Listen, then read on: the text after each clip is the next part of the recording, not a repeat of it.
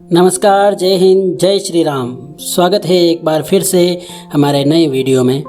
तो आइए करते हैं आपस की बात और चैनल को भी सब्सक्राइब कर लेना लगे हाथ। दोस्तों, रामायण के किस्सों के पिछले एपिसोड में हमने बताया था कि रामायण की शुरुआत कैसे हुई थी।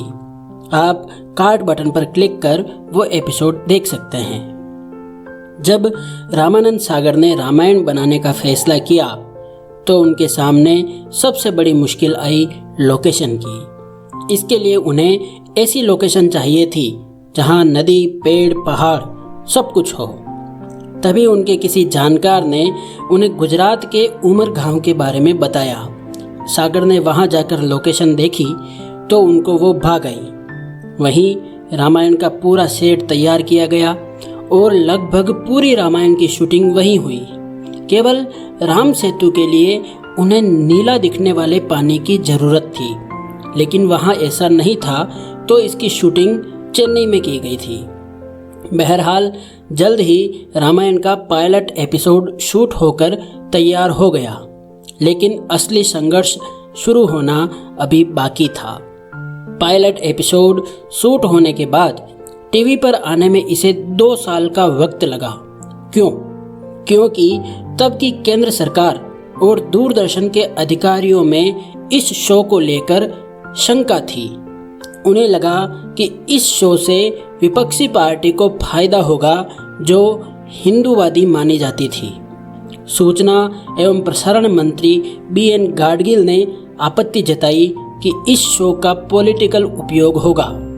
रामानंद सागर ने 2 साल तक दिल्ली के दफ्तरों में अपनी चप्पल घिसी, लेकिन हर बार कोई न कोई अड़ंगा लग जाता था। मसलन पहले पायलट एपिसोड को यह कहकर रिजेक्ट कर दिया गया कि देवी सीता ने छोटे बाजू के कपड़े पहन रखे थे। रामानंद सागर को ये सीन दोबारा शूट करवाने पड़े। अब दूसरा पायलट एपिसोड दूरदर्शन के अधिकारियों को दिखाया गया। इस बार सब सही था, फिर भी उन्हें यह कहकर मना कर दिया गया कि तुम्हें डायलॉग लिखना नहीं आता है। कई कामयाब फिल्मों के लेखक को यह बात बुरी लगी। वो इसलिए भी परेशान हो गए थे कि उन्हें पायलट एपिसोड की शूटिंग के लिए गुजरात के उमर गांव जाना पड़ता था, जहां उन्होंने रामायण का सेट लगाया था। इस तरह रामायण को दूरदर्शन पर आने से रोका जाता रहा। अंत में नवंबर 1986 में अजीत कुमार पंजा नए सूचना एवं प्रसारण मंत्री बने और चीज़ें आसान हो गई।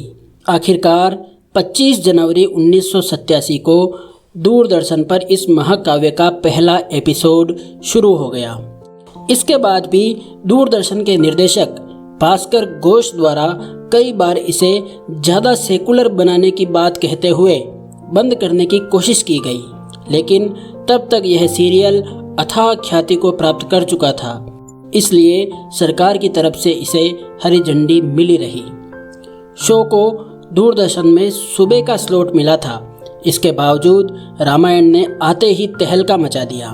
रामायण आते ही सड़कें खाली हो जाती थी, लोग दुकान बंद कर टीवी के सामने बैठ जाते थे और शो शुरू होने से पहले टीवी को माला पहनाकर उसकी आरती की जाती थी।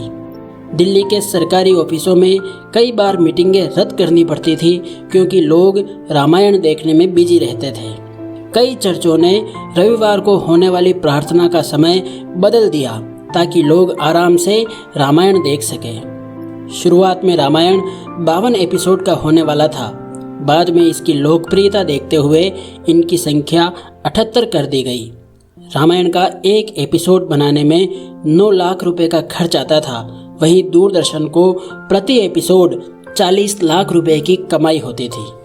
रामानंद सागर तुलसीदास की रामचरितमानस के आधार पर रामायण बना रहे थे और उसी के हिसाब से कहानी का अंत करना चाहते थे, लेकिन दूरदर्शन चाहता था कि आगे लवकुश की कहानी भी दिखाई जाए। रामानंद सागर ने शुरुआत में बिल्कुल इनकार कर दिया।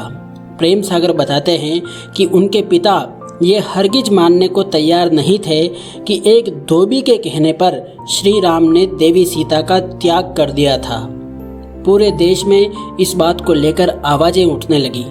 मामला संसद तक पहुंच गया और अंत में जब रामानंद सागर के पास पीएमओ से एक कॉल आया, तब जाकर वो लवकुश की कहानी दिखाने को तैयार हुए। 1987 के बाद भी रामायण को दूरदर्शन और बाकी चैनलों पर दिखाया जाता रहा।